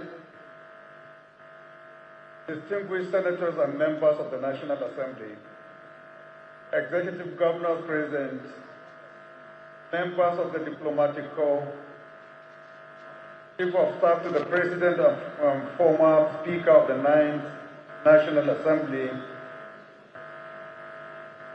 the former presiding officers of the National Assembly under the leadership of my dear senior brother, Right Honorable Aminu Masari, the clerk to the National Assembly, the Chairman, National Assembly Service Commission, and all commissioners present here, the Chairman Public Complaint Commission, and all other commissioners present here, heads of federal government agencies, our dear royal fathers, particularly the Emir of Zazzau, His Royal Highness Ambassador Nu Bamali, and His Royal Highness the representative of Oni of Ife, who is Oba Dr. Olafored Olakaide Ogosamon, who is the Alara of Elaro Ipe. Religious leaders here, ably led by the Archbishop, Secretary General of the Conference of Speakers of African Parliament, our technical partners, core members, students and youth organizations present here, distinguished invited guests, members of the press, ladies and gentlemen. Please permit me to begin with a single figure, 2,747. That is the number of bills the citizens of this republic brought before this House in 3 legislative years. It is the highest such volume recorded since the return of democratic rule in 1999. Behind each of those bills stands a Nigerian who believed that the law could better their condition. This morning or this afternoon, I wish to account for how this House has honored that trust. It is my honor to welcome you to the 2026 Open Week of the National Assembly and to the unveiling of the 3rd year scorecard of the 10th House of Representatives. Our theme declares our purpose plainly: the advancement of transparency, inclusion and reform. I address these 3 constituencies at once. To my colleagues, the honorable members whose devotion has sustained this institution through many demanding sessions, I offer my gratitude to all of you. To our distinguished guests, our revered traditional rulers, our development partners, the diplomatic corps members, civil societies, the press and the young citizens present, I want to say your attendance honor this House. And to the millions of Nigerians who follow these proceedings from their homes, market and places of work, this address is directed above all to you, because this House belongs to you before it belongs to any of us here. Let me discuss briefly about the purpose of this Open Week. And let me be plain about why we gather. Open Week was conceived not as an exercise in self-congratulation, but as an act of accountability. Openness is not a courtesy this House extends at its pleasure. It is an obligation it owes to those it serves. In opening these doors, we affirm one enduring principle: that the making of your laws is your concern, and that you are entitled to observe it, to interrogate it, and to help shape it. No other arm of government submits itself to public examination in this manner, and we do so not with reluctance, but with conviction. Before I speak of our record, candor obliges me to acknowledge a plain truth. We did not begin from nothing. Governance is a continuum, a relay in which no single runner completes the course alone. This House was not born in 2023. Its story begins in 1960, and it has since passed through many able and dedicated hands. Today, therefore, I honor all who have presided over this chamber before us, from the earliest speakers of our republic to those of recent memory. I acknowledge the former presiding officers present with us, among them Right Honorable Patricia Ite, who made history as the first woman to lead this house. And I pay tribute to Right Honorable Femi Bajabiamila, who now serves as Chief of Staff to the President and Commander-in-Chief of the Armed Forces of the Federal Republic of Nigeria. I also pay tribute to Right Honorable Aminu Mosari, who served not only as Speaker but as Governor of Katsina State for 8 years. I also pay tribute to Right Honorable Emeka Ihedua, who also served as Governor of Imo State in 2019. Much of what we celebrate this week, distinguished ladies and gentlemen, grew from seeds that they sowed. Today, we are honored to carry that work forward with pride. You have just been presented with the full scorecard. Permit me to throw out a few figures, for figures do not flatter. The citizens of this nation submitted 2,747 bills to this House. Of these, we passed 363, and 72 have already received presidential assent and have become laws. These are not lines upon a page. They are measurable and lasting change. These figures represent the highest for any assembly since 1960. One of those laws now offers our young people interest-free student loans so that no Nigerian student is turned away from a lecture hall for want of means. Another has reformed how the nation raises and shares its revenue. Others have created commissions to carry development into every region of the Federation. The landmark statues are not only part of our work. More than 800 citizens have petitioned this House, and we have already brought hundreds of those matters to resolution. Where we have served the nation well, the scorecard records it. Where we have fallen short, it records that also. At our inauguration in 2023, we asked to be measured against our own promises, and we met it. This week is designed not as a lecture, but as a national conversation. And at every table, a place has been reserved for you, the citizens. Later today, we will hold our first session with civil society to examine how faithfully we have carried out our oversight function.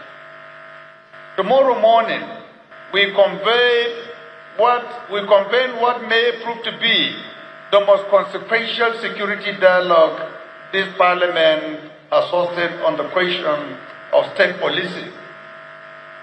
Tomorrow afternoon, we will consider how to bring more women and more people with disabilities into our public life.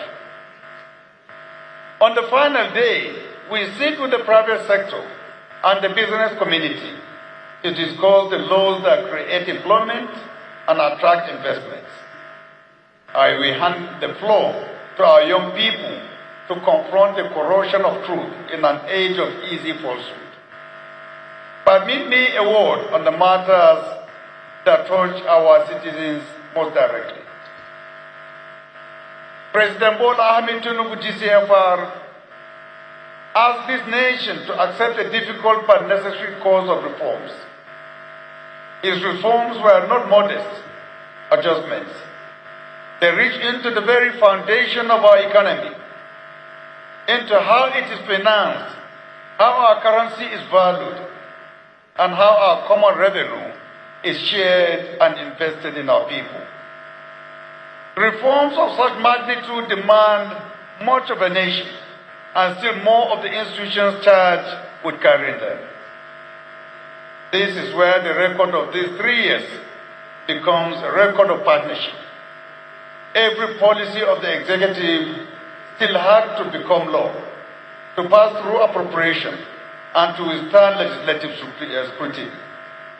That is the indispensable work of this House, or that this House has performed.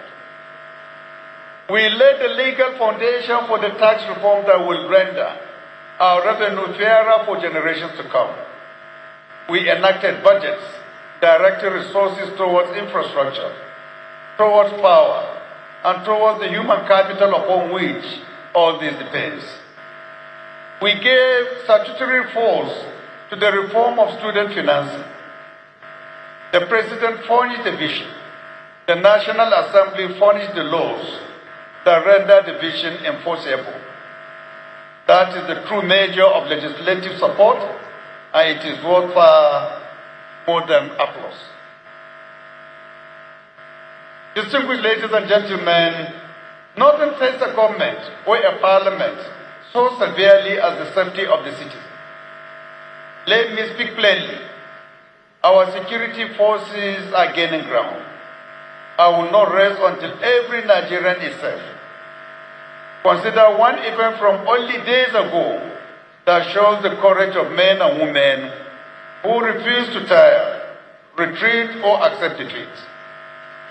In Oyo State, 44 of our citizens, school children and their teachers, were seized from their classrooms and taken into the forest. For weeks, the nation held its breath. Then, through a joint operation of our armed forces, our police, our intelligence services, our civil defense corps, and the local hunters and vigilantes who know that terrain, all 44 were restored to freedom.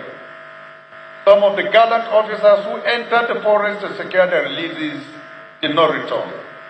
And to them, this nation owes a debt that wars can never fully discharge. That rescue was not the product of chance. It was the fruit of every appropriation this House has fought to place in the hands of those who protect our children. Yet the deeper lesson of Oyo is that a nation of this magnitude cannot be policed in perpetuity from a single command in Abuja. On this question, the House has already acted. In the course of the constitutional reform ably led by our Deputy Speaker, this House passed a state police bill and placed the matter squarely before the nation. Tomorrow's round table carries that work forward in the open and before you. I'm indeed able to share the development that speaks to the seriousness with which this administration regards the safety of Nigerians. His Excellency, the President has now transmitted to the National Assembly an executive version of the State Police Bill, one that is more robust and more comprehensive than the version this House earlier passed. That bill is the product of a dedicated committee, inaugurated by the President and chaired by a distinguished former Speaker of this House, Right Honorable Femi Bajabiamila. I commend both the President for the diligence and the personal commitment he has brought to this cause. Mr. President, this is leadership of the First Order, and the nation is very grateful for it.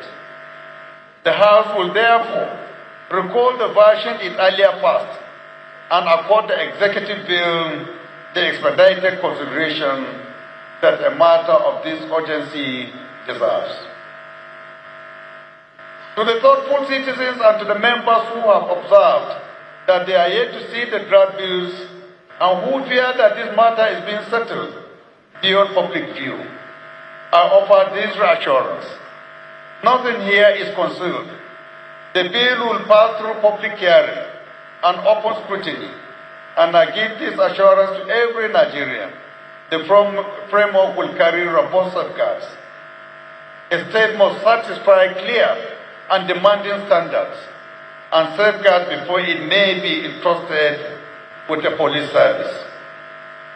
There will be accountability, the protection of fundamental human rights, and the firm boundaries between federal and state authority, so that no state police force may ever be reduced to the private instrument of a government. We have seen how power conducts itself in the absence of restraint, and we have no intention of repeating that error. This roundtable is our invitation to examine the draft and to submit your memorandum before it becomes law. Your security is far too grave a matter to be designated behind closed doors. Tomorrow afternoon, distinguished ladies and gentlemen, we turn to a different order of security, the security of belonging. It is an uncomfortable truth that women occupy fewer than 1 in 20 seats in this National Assembly, and that some of our state houses of assembly do not have even a single woman among them. No nation ascends by consigning half of its talent to the masses. The Special Seas Bill is our considered answer, and it carries both the personal conviction of President Tinubu and the tireless advocacy of our First Lady, Her Excellency Senator Olurimi Tinubu, who honors us as national champions for this cause. A reasonable question has been raised whether reserved seats will simply confer position upon a favored few, without the discipline of an election. The answer we bring to this dialogue is the electoral college model. The women who occupy these seats will be appointed by no one. They will be elected by a secret ballot conducted by the Independent National Electoral Commission through a college of representatives from whom the people themselves have already elected. From our councillors to our state legislators, to the members of this House and of the Senate, it is a genuine mandate and rather than granted, and it diminishes no existing seat. The measure is, by deliberate design, temporary, a bridge to be crossed and thereafter reviewed. I invite every Nigerian to taste the proposition with us tomorrow and make their contributions. Let me be candid and account for more than our successes. Many of the bills introduced in the House do not advance more than swiftly through their readings. Too often, the first legislative instinct is to establish yet another agency by statute. When sound lawmaking demands that we strengthen the mandate of the institutions we already have and reduce the cost of governance, we have noted this and are correcting it. Constructive criticism is critical to good lawmaking, and this House is open to input from the public. Let me also correct one belief that harms our democracy. Some assume, in good faith, that when the president signs a bill quickly, then the legislature is a rubber stamp. That is not how the work is done. Swift assent is usually the reward of months of committee work, completed long before the cameras arrive. Even the Congress of the United States has, in urgent moments, passed sweeping legislation in a single day, and no serious observer called it surrender. Speed built on hard preparation is the mark of a parliament that is working, not one that has stopped thinking. My appeal to the citizens who observe us today is therefore a simple one. Draw closer. Acquaint yourself with the true workings of your parliament. Read a bill before you pass judgment upon it. Submit your memorandum when we call for them. We take your submission seriously and consider your input in amending laws. It is for this reason that our young people will gather this week to confront the scourge of disinformation and to lay claim to their voice ahead of 2027. A democracy is made strong not by those who applaud it from a distance, but by those who step forward and take part. Open Week is the hand this House extends as I ask you all to take it. Let me also acknowledge an undertaking of this scale is never the achievement of our House alone. I record the gratitude of this House to our partners, from the National Assembly Library Trust Fund and the Policy and Legal Advocacy Center to the Foreign Commonwealth and the Development Office, the European Union, IAGA Africa, International IDEA, the Nigerian Economic Summit Group, and the Frederick Ebert Fund. Your confidence in this institution is a trust we do not hold lightly. I must also pay tribute to the Senate under the wise and steady leadership of the President of the Senate, His Excellency Distinguished Senator Godswill Akpabio GCON. The Red Chamber has proved a true partner in every national task we have undertaken. His statesmanship, his warmth, and his instincts for consensus have rendered the labor of the bicameral legislation not merely possible, but genuinely fruitful. On behalf of this House, I salute him and every distinguished senator, and I thank him for graciously consenting to declare this Open Week open. Thank you very much, Your Excellency. Before I conclude, distinguished honorable members, I would want us to all rise and remain standing for 1 minute to commemorate the death of our members, our senators who died within the last 3 years. And we have plenty of them. From the record I have here, we have lost Senator Impiki Barinada, River Southeast, on 19th of February 2026. We have lost Senator Godia Akwashiki Nasarawa North on the 31st of December 2025. We lost Senator Patrick Ifeanyi Uba, Anambra South, on the 27th of July 2024. We have lost Senator Ekechiku Ize Enugu on the 18th of November 2025. From the Green Chamber, we lost Honorable Abdulkadir Jelani Dambuga, member representing Isa Sabumbirni Federal Constituency, on October 11, 2023. We similarly lost Honorable Ikene Abubakar Adams, member representing Chikun Kajuru Federal Constituency, on Tuesday, 16 July 2024. We lost Honorable Isa Dogonyaru, member representing Bakura/Garki Federal Constituency, on Friday, 10th May 2024. We also lost Honorable Prince Akiremi Olaide Adewale, member representing Ibadan North Federal Constituency, on Wednesday, 10th July 2024. We lost Right Honorable Adewumi Oriwumi Onanuga, member representing Ikene Shagamu Remo North Federal Constituency of Ogun State, who died on January 15, 2025. We lost Honorable Yahaya Bauchitongo, member representing Gombe, Kwami Punakaye Federal Constituency of Gombe State, who died recently on June 12, 2026. Last but not the least is Honorable Mohammed Danjuma Hassan, member who represented Dawakin Kutu, Wara Federal Constituency of Kano State, who died on April 10, 2026. Distinguished honorable members, our invited guests, this is a moment for all of us collectively to commemorate their death and also pray for their soul to rest in peace. So the current permission, let's all rise and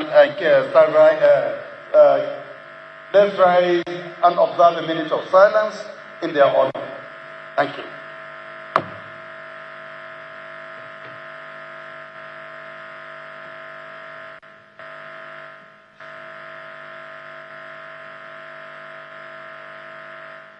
May their soul rest in peace. And thank you very much, the Right Honourable Speaker. I'd like that we please give him a very big round of applause that is deserving. Channels Television, and even on to our live broadcast of the National Assembly Open Week, a citizen-focused program designed to bridge the gap between parliamentarians and the public. And this marks the end of the broadcast. Time now to continue with our regular programming for the day. Do stay on with Channels Television. This is Channels Television. Let's take you live now to Jaba local government area of Kaduna State for a broadcast of the commissioning of Koi Township roads in Koi Town. That you are a visionary leader, that you are the head boy of all governors in Nigeria, because you say and you do. Your Excellency, since the day you took oath of office, we have watched you, we have seen you, and in one sentence we say you are indeed a promise keeper and a worthy Nigerian. May God bless His Excellency. Your Excellency, as you see the retinue of the people that are gathered here today, it has never happened in Hamland that people will come on their own volition with their heart full of joy to say thank you. Your Excellency, since the advent of democracy, which you were part of the struggle, you went into trenches with people like Gani Fawehimi and so many others to ensure that Nigeria is celebrating democracy today. The history of democracy in Nigeria cannot be written with your name. Sir, your name is written in the chronicles of democracy in Nigeria in gold. You have paid your dues. No wonder we are seeing what you have done. In just 2 or 3 years, Your Excellency, Kaduna State has never experienced the tremendous and the fast growth it has experienced, be it in terms of education, health, economic rejuvenation, infrastructure, and the most important, sir, the Kaduna Peace Model. How you have reconciled a sharply divided state and you brought Kaduna together. In the past, it was a case of we versus them. But today, Kaduna State is united. Let's put our hands together to our governor. Indeed, Your Excellency, you are a worthy son of Ham, and we are proud to celebrate you. You are an utopian reformer. Your Excellency, in less than 2 years, when you took over the mantle of leadership, normally when a child is taking heritage of his father, he expects something good that he's going to begin his life with. But Your Excellency, we all know that you took Kaduna State with a debt of over 89 billion domestic naira, over $550 million. But today, God has shown you mercy and your wisdom. We are able to achieve this. Your Excellency, out of the 450 roads that you have constructed and a few still ongoing, Jaba is a great beneficiary. Just about 6 or 8 months you came, you did a foundation breaking. Today you are here to commission this road. We say thank you. Your Excellency, we are indeed grateful to you for all the kindness you have done. And time will not permit me. There are so many things that we have to say. But on this note, I'm going to invite Mr. Mahabub Khan, the MD, PW Nigeria, for his goodwill message. Ham, let's put our hands together for our visionary governor. Namdo, our father. Thank you, DJ. Please, may we respectfully request that all those that are coming for goodwill messages should please do it in less than 3 minutes. Thank you.